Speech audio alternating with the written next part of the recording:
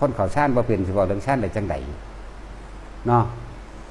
มันก็ว่าตอนนั้นหนังสือนั่นแหละมันก็เอาทฤษฎีนี่แหละมาหักล้างกันนั่นล่ะวิตกวิจารปิติสุขเอกคตาเด้อปัญหาว่าลมหายใจเข้าลมหายใจออกกันนิ่มๆน้องๆอยู่นี่เด้อเฮ็ด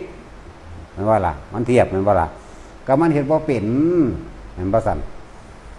นี่เฮาเว้าประสบการณ์เฮาเว้าเรื่องจริงที่มันเป็นกับเฮาเองนี่รู้ลมเข้ารู้ลมออกเฮาเฮ็ดระบบ2ระบบเทคนิคแล้วปกติในอานาปานสติโดยกายเวทนาจิตธรรมนี่ระบบปกติของมันคือหายใจเข้ายาวก็รู้ว่ายาวสำหรับคนหายใจยาวหายใจออกยาวก็รู้ว่ายาวสั้นก็รู้ว่าสั้นทั้งเข้าทั้งออกนั่นแหละ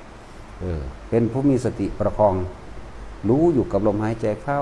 หายใจออกหายใจเข้าหายใจออกปีติย่อมเกิดขึ้นเข้าใจว่าล่ะเมื่อปีติเกิดขึ้นแล้วนั่นแหละชื่อว่าเป็นผู้มีปกติในฌานที่หนึ่งมีอารมณ์อันเป็นหนึ่งนี่ว่าวิตกวิจารปิติสุขเอกคตาเมื่อวิตกหายไปวิจารหายไปปิติย่อมเกิดขึ้นนะเรียกว่าเป็นฌานที่สองใช่ไหมนี่เป็นระบบปกติมันบานี้มันน่านเกิดหูจักบ่ล่ะเขาได้ใส่ระบบเทคนิคลัดสั่นเอาใส่วิธีอันนี้เป็นวิธีที่ว่ามันเป็นของเฉพาะตนอยากบอกว่าโอ้มันเป็นแบบนี้เขาก็เลยลัดเอา เขาจะเอาปีติเดียวปีตินี่อันเป็นความรู้สึกที่เกิดขึ้นตรงกลางระหว่างคิ้วระบบทั่วไปนั่นคือปีติบ่ฮู้ว่าสิเกิดยังเกิดก่อนหมู่เพราะปีติมี5อย่างในหนังสือเข้าใจว่าล่ะขุททกาปีติเมื่อรู้ลมเข้ารู้ลมออกสั้นยาวก็รู้โดยปกติของผู้นั้นเด้ออาการปีติย่อมเกิดขึ้นจักสิเป็นปีติอันใดเกิดขึ้นใน5อย่างนี้คิดออกว่าจักสิขุททกาปีติบางที่ลมเข้าลมออก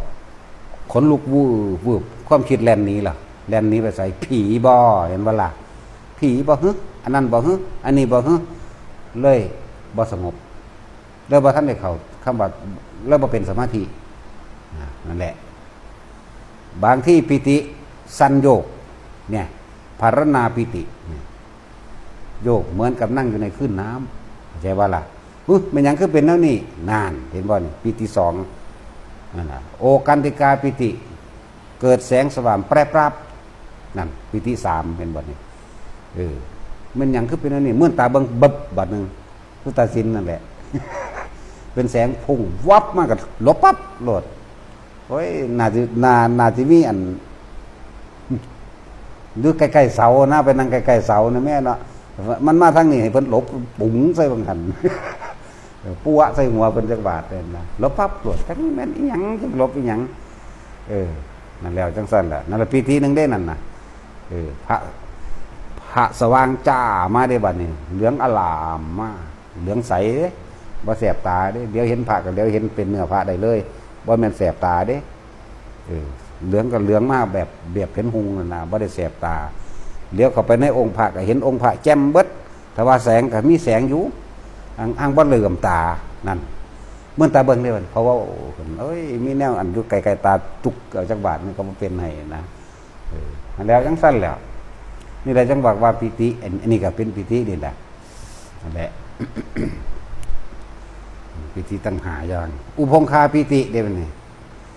นี่เห็นบ่จักปิติได้สิเกิดขึ้นแม้ในปัทมฌานเห็นบ่กำลังจะอธิบายเรื่องปิติโดยระบบปกติเข้าใจบ่นี่อานาปานสติ16ล่ะเดี๋ยวนี้กำลังเว้าอยู่นี่ทางบ่เว้าเรื่อง16สร้างคนเอาไปเถียงกันเว้าประสบการณ์เลยเนี่ยอย่างสั้นบัดนี้เหมือนกายลอยขึ้นมันบ่แม่นลอยอีหลีแบบนั้นเด้บัดนี้พวกนั่งรับตาเข็งๆนั่นน่ะอ้วนขึ้นเด้อ้วนขึ้นเหมือนตาเบิ่งเด้บัดนี้แม่นบ่ล่ะมันใหญ่โพงขึ้นเด้เหมือนตาพึบคือเก่าอยู่บัดนี้บางทีมันก็ยืดขึ้นแล้วเป็นขึ้นลอยขึ้นเด้เหมือนตาพึบอีกแล้วโอ้ยนี่แล้วนี่จังบอกว่าเฮาหาวิธีเทคนิคในการลืมตาเพื่อเอาปิติเดียวมาเกิดนอกนั้นให้แค่รู้สึกกับมันซื่อๆว่ามันเกิดหยังขึ้นแน่แต่ว่าบ่ให้หนีจากลมหายใจก็มันนี่พอจังได้กระช่างคนนี่บ่หนีจากลมหายใจถ้าเข้าใจแล้วในการฝึกหัด เกิดยังขึ้นเขาล่มเกิดยังขึ้นเขาล่มที่ว่านั่นแหละบางที่ปิติยังอื่นเกิดขึ้นคือไฟสดจากว่าเปี้ยประเภทนั่งโดนๆเนี่ยมันมือสะบัดออกมันคือไฟสดเคยเป็นว่าแท็กซี่มึงถ้าใดก็เป็นเบิดเดินจงกรมก็เป็นเด้สะบัดปุ้งไปหลดเด้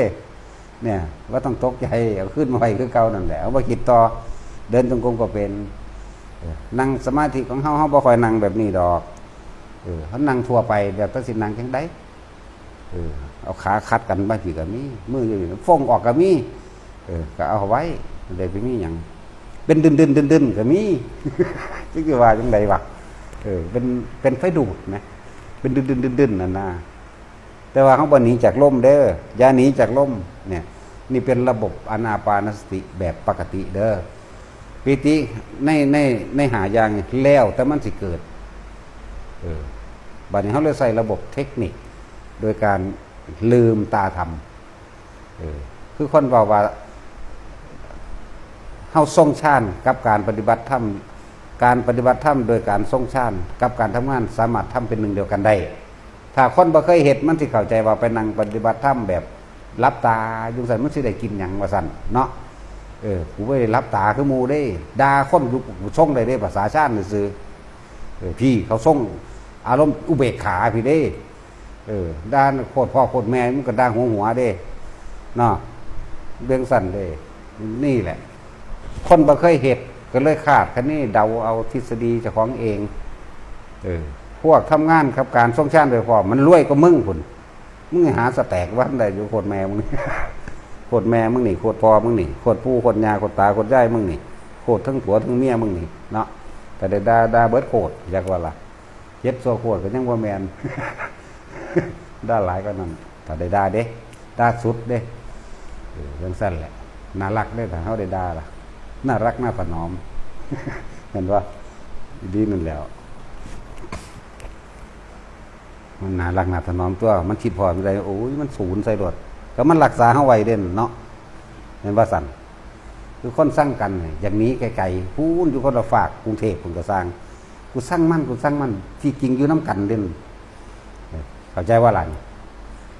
คือจริงอยู่น้ำโพสร้างนั่นแหละ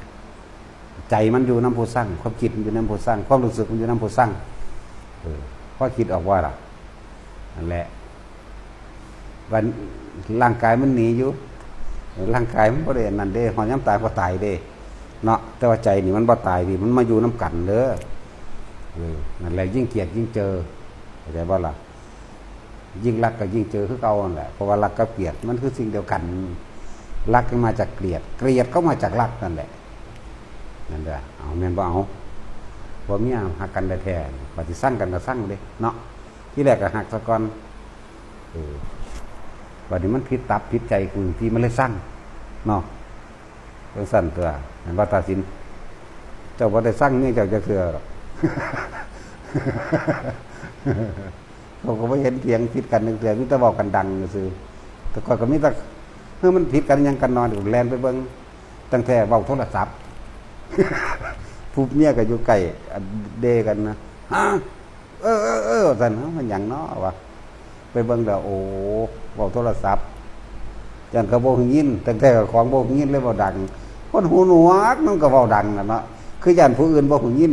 แต่ของบ่ฮู้ยินแปลงสั่น